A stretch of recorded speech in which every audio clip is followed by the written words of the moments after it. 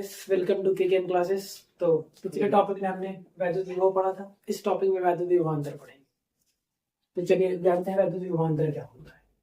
जैसे नाम से दिख रहा है विभव अंतर, विभव में जो अंतर है वही वैद्युत विभवांतर कहलाता है। लेकिन एक्सप्लेन कैसे करें, कॉन्सेप्ट क्या है वो समझना। जैसे हम मान लेते हैं कोई इलेक्ट्रिक फील्ड यहाँ पे हमारे पास है।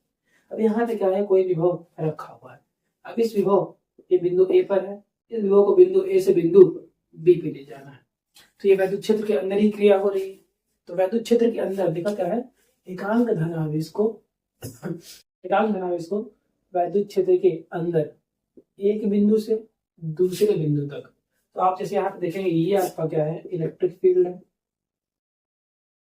ये आपका इलेक्ट्रिक फील्ड है और ये यहाँ पे क्या है, इस बिंदु पे विभव एक आवेश है।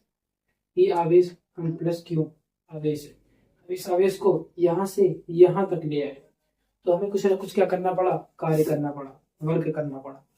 और जो कार्य करना पड़ा वही कार्य कहलाता है, विभवांतर कहलाता है। अर्थात जब एकांक धन आवेश को वैद्युत क्षेत्र के अंदर, हमें कहीं बाहर नहीं जाना है, जो वैद्युत क्षेत्र हमारे पास उपलब्ध है उसी वैद्युत क्षेत्र के अंदर एक बिंदु से दूसरे बिंदु तक ले जाना है। और जब ले जाएंगे तो कुछ ना कुछ कार्य करना पड़ेगा, और जो कार्य करना पड़ेगा वही कार्य क्या कहलाता है, वैद्युत विभवांतर कहलाता है। अर्थात इस बिंदु पर कुछ ना कुछ विभव है और इस बिंदु पे भी कुछ ना कुछ विभव है, और दोनों विभव का यदि हम अंतर निकाल ले, दोनों विभव का परिवर्तन निकाल ले, तो वही क्या होता है, विभवांतर कहलाता है। अगर सिंपल सी लाइन जो मैंने लिखी है कि एकांक धनावेश को वैद्युत क्षेत्र के अंदर एक बिंदु से दूसरे बिंदु तक ले जाने में जो कार्य करना पड़ता है वही कार्य वैद्युत विभवांतर कहलाता है। ठीक, तो कोई इलेक्ट्रिक फील्ड है, जैसे यहाँ पे एक इलेक्ट्रिक फील्ड है, यहाँ पे एक आवेश क्यू रखा हुआ है। इस क्यू आवेश को इस बिंदु से इस बिंदु तक लाना है, तो यहाँ से यहाँ तक लाने में कोई ना कोई कार्य करना पड़ेगा, और जो कार्य करना पड़ेगा वही वैद्युत विभवांतर कहलाता है। और इन दैट केस हम एक सिंपल सी लैंग्वेज में कह सकते हैं कि अगर किसी वैद्युत क्षेत्र में किसी बिंदु पर कोई विभव स्थित है, उस विभव को उठा के दूसरे बिंदु पे रखना है, तो कोई कार्य करना पड़ेगा और उस विभव में परिवर्तन हो जाएगा। क्योंकि इलेक्ट्रिक फील्ड है, तो जब आप उठा के इधर से उधर करेंगे तो उसमें कोई ना कोई अंतर आएगा, जो अंतर आएगा वही अंतर विभवांतर कहलाता है। इसी के साथ इसे डेल्टा बी से करते हैं, डेल्टा। अब एक बात और ध्यान, एक नया आपको देखने को मिला है डेल्टा, जो कि त्रिभुज की तरह आपको दिख रहा होगा, मैथ में आपने पढ़ा होगा। अब ये डेल्टा का मतलब क्या है, डेल्टा सदैव परिवर्तन को दिखाता है, किसी चीज के परिवर्तन को दिखाता है, अंतर को दिखाता है। जहां भी फिजिक्स में किसी राशि के पहले डेल्टा लग जाए या केमिस्ट्री में डेल्टा लग जाए तो वो क्या करता है, सदैव अंतर को या परिवर्तन को दिखाता है। केमिस्ट्री में रिएक्शन में आपको देखने को मिलेगा तो वहां पे वो उष्मा को दिखाता है या तापमान को दिखाता है। बट फिजिक्स में किसी राशि के अगर पहले डेल्टा लग जाए, इसका मतलब वो या तो अंतर को दिखा रहा है या तो परिवर्तन को दिखा रहा है। जैसा कि यहाँ आपने देखा कि विभव में अंतर या विभव में परिवर्तन ही क्या होता है, विभवांतर कहलाता है। इसलिए यहाँ पे डेल्टा लगा दिया हमने। इसका फार्मूला डेल्टा वी बराबर W/Q। तो W आपको पता है कि क्या है, कार्य है, और Q पता है आपको आवेश है। और जैसे ना अंतर निकालने, अंतर का मतलब होता है घटाना। ये आपने 9th में पढ़ा होगा, 6, 7, 8, 9, 10 हमेशा पढ़ाई जाती है ये बातें, कक्षा 6 से बताई जाती है। अंतर माने घटाना, संकलन माने जोड़, व्यवकलन माने माइनस, तो वो सारी चीजें हैं।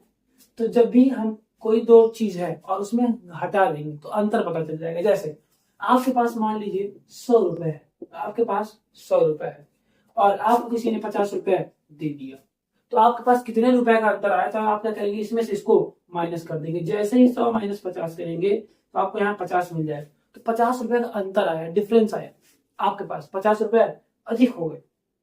तो यही जो अंतर है विभव का, वही विभवांतर होता है।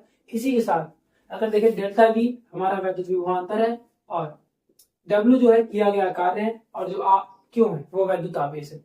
अब बात करें इसके मात्रक की, तो इसके बारे में जो अलेक्सांद्रे वोल्टा थे, जिन्होंने विभव के बारे में बताया था, उन्होंने ही इन विभवांतर के बारे में भी बताया था। और इसका मात्रक वही होता है, सेम, कोई अंतर नहीं। क्योंकि ये भी एक प्रकार का विभव है, बस विभव में थोड़ी सी कंडीशन लग गई है, विभव बट थोड़ी थोड़ी कंडीशन लग गई, ज्यादा नहीं, थोड़ी सी कंडीशन लग गई, इसलिए इसका मात्रक सेम है, वही जूल प्रति कूलम। जो पिछले में हमने कॉन्सेप्ट देखा था वही कॉन्सेप्ट।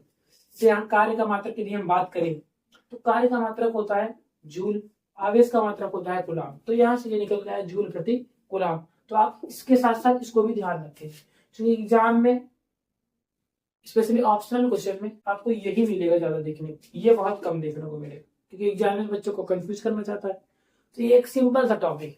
तो आशा करते हैं आपको ये टॉपिक समझ में आई होगी। और इसी के साथ हम थोड़ा साइड हट जाते हैं, आप लोग स्क्रीनशॉट ले ले या नोट्स वगैरह लिखना हो तो वीडियो को पॉज करके लिख सकते हैं। इसी के साथ हमारी आज की क्लास समाप्त होती है। आगे आगे हम अगले लेक्चर में देखेंगे। तब तक के लिए जो हमारे नए छात्र हैं, नए स्टूडेंट हैं, वो क्या करें, चैनल को सब्सक्राइब करें और अगर वीडियो पसंद आए तो वीडियो को लाइक करें। धन्यवाद।